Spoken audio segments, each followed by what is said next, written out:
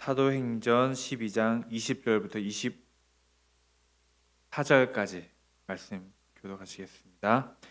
헤롯이 두로와 시돈 사람들을 대단히 노여워하니 그들의 지방이 왕국에서 나는 양식을 먹는 까닭에 한 마음으로 그에게 나와 왕의 침소를 맡은 신하 블라스도를 설득하여 화목하기를 청한지라.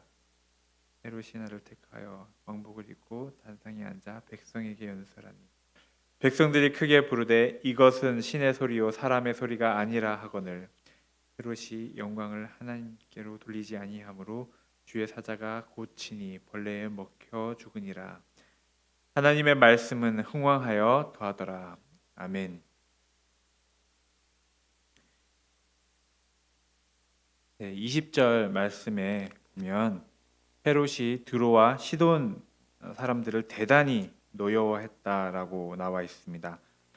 여기에 나오는 두로와 시돈은 갈릴리 북쪽에 조금 떨어져서 그 해변에서 있는 항구 도시입니다. 그런데 아마 이들이 헤롯의 정책에 반대를 했거나 어떤 무시하는 일을 했던 것 같습니다. 자세히는 나오지 않지만 대단히 노여워했다라고 나와 있습니다. 그 결과 어떻게 되었습니까? 보통 정치하는 그 사람이기 때문에 이 헤롯도 자신의 방법을 동원해서 이 사람들을 힘들게 했던 것을 짐작하게 됩니다. 헤롯이 권세를 부리는 것이죠. 드로와 시돈 지역은 항구 도시로서 이들은 식량을 주로 갈릴리에서 수입해서 사서 이제 먹었습니다. 그렇게 의존적으로 살고 있었는데 이제 무역 갈등이 생기는 것입니다. 양식을 갈릴리에서 구하기 힘들어진 상황이 된 것으로 보입니다. 이것은 드로와 시돈에 사는 사람들에게는 아주 심각한 문제입니다. 갈릴리에서 양식을 구하지 못하면 다른 곳에서 구할 곳을 찾아야 되고 아주 비싸게 구입할 수밖에 없기 때문이죠. 지난주 한 주간 한파가 있었습니다. 그래서 대형 마트에도 계란이나 우유를 구하지 못하고 또 동이 났다고 어떤 분이 저에게 그 사진을 보여주셨는데 정말 물건이 하나도 없고 텅텅 비어진 그리고 비싼 계란 한 2개 정도만 있었다고 하더라고요. 얼마나 기가 막히면 사진을 찍어서 저에게 보여주셨겠습니까? 또 물이 없어서 물이 잘 나오지 않아서 물을 구입했는데 평소보다는 훨씬 비싼 값으로 물을 샀다고 얘기하신 분도 계셨습니다. 다행히 날씨가 좀 풀리고 눈도 녹아서 곧 회복 되겠지만 만약에 계속해서 음식이 없다면 계속해서 이런 상황이 계속되어서 음식값이 올랐다면 얼마나 힘들까 생각해 보게 됩니다.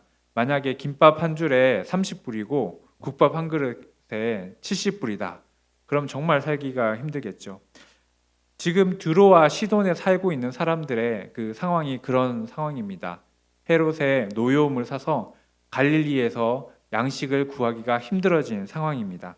그래서 이 사람들은 그 헤롯 왕의 신하 블라스도라는 사람을 통해서 중재를 요청합니다. 그래서 관계를 회복하고 양식을 다시 저렴한 값으로 구입할 수 있게끔 그렇게 하려고 했던 것입니다.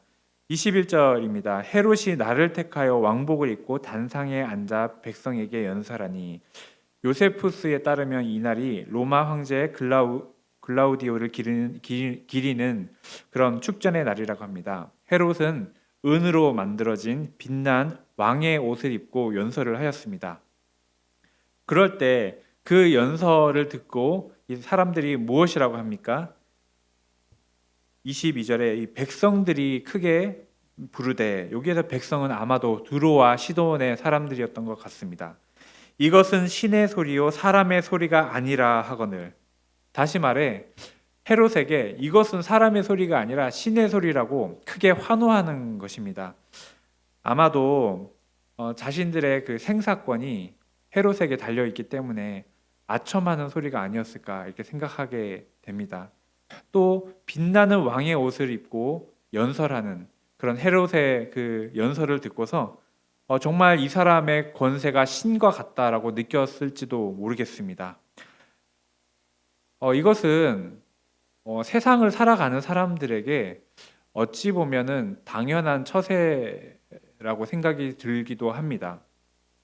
이런 삶을 만날 때 하나님은 멀리 계신 것 같고 이런 상황에서 당장 눈앞에 보이는 그것이 더 크게 보이는 것입니다.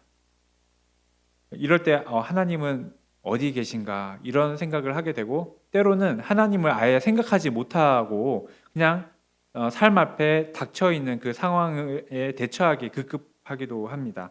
그러나 오늘 말씀을 보면 어느 때라도 하나님은 살아계시고 성도들의 기도에 응답하시며 또 말씀 듣는 자와 함께 하심을 알게 됩니다. 어려울 때라고 해서 하나님이 안 계신 것이 아니라 그 상황 가운데서 눈을 조금 돌려보면 거기에 역사하시는 하나님이 계신다는 겁니다. 한파로 어려운 상황에서 마냥 어렵기만 했는가? 그 상황 가운데서도 하나님의 은혜가 있었음을 또 고백하게 됩니다. 우리가 십자가의 그 은혜를 얘기하는데 십자가는 사실 고난입니다. 그러나 그 십자가 안에 부활의 영광이 있고 그 십자가 안에 하나님의 사랑과 하나님의 섭리가 있는 것을 보게 됩니다. 우리가 눈을 조금 돌려서 믿음의 눈으로 보게 된다면 하나님의 일하심을 보게 된다는 것이죠. 23절입니다. 헤롯이 영광을 하나님께로 돌리지 아니함으로 주의 사자가 곧 치니 벌레에 먹혀 죽으니라. 헤롯은 자신의 연설을 듣고서 이것은 신의 소리다 라고 말하는 사람들의 칭찬과 환호를 마음속으로 그냥 받아들였던 것 같습니다. 하나님께 영광을 돌리지 아니했기 때문에 주의 사자가 그를 치니 벌레에 먹혀 죽으니라. 벌레에 먹혀 죽었다는 것이 어떤 말인지 자세히 나와 있지는 않고 좀 이해하기가 쉽진 않습니다. 하지만 하나님의 사자가 그를 죽음에 이르게 하기 위한 어떤 조치를 취한 것으로 보입니다.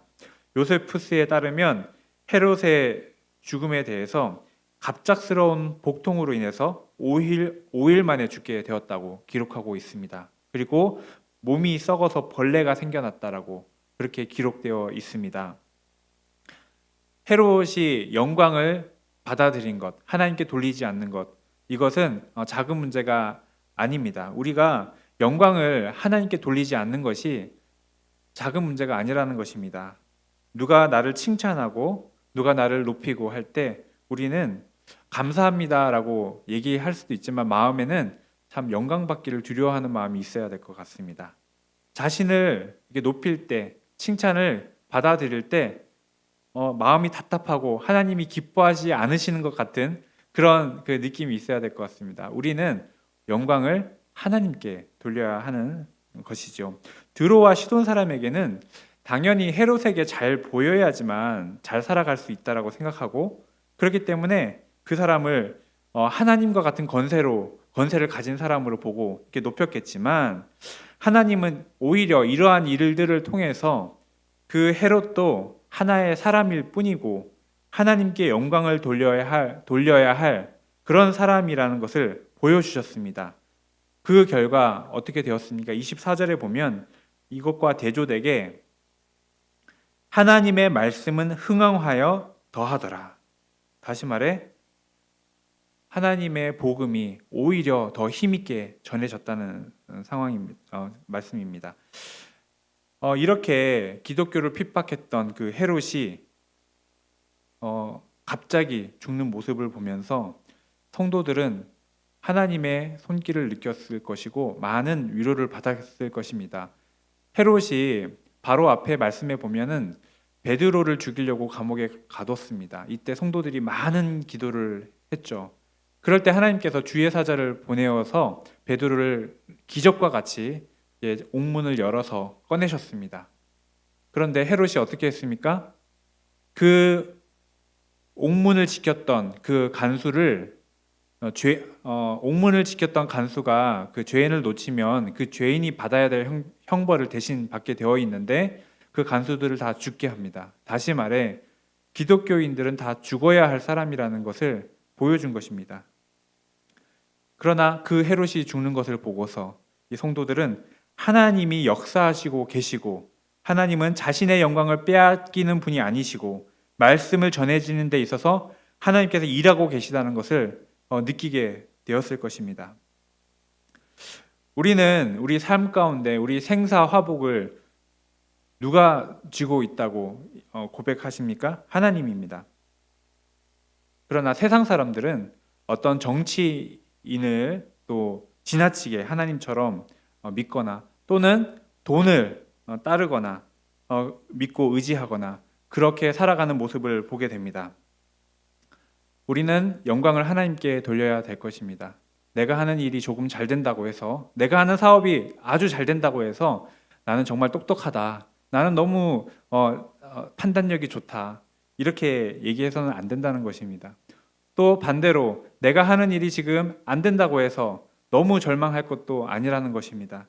우리의 삶은 하나님 손에 있음을 우리가 늘 고백하고, 그리고 하나님께 우리 입술로도 영광을 돌려야 될 줄 믿습니다. 모든 권세가 하나님께 있음을 고백하며 살아가는 우리 성도님들 되시기를 원합니다. 그리고 내 삶이 주님의 뜻대로 되기 원합니다. 이러한 고백을 하는 우리 성도님들 되시기를 원합니다. 이 시간 기도하겠습니다.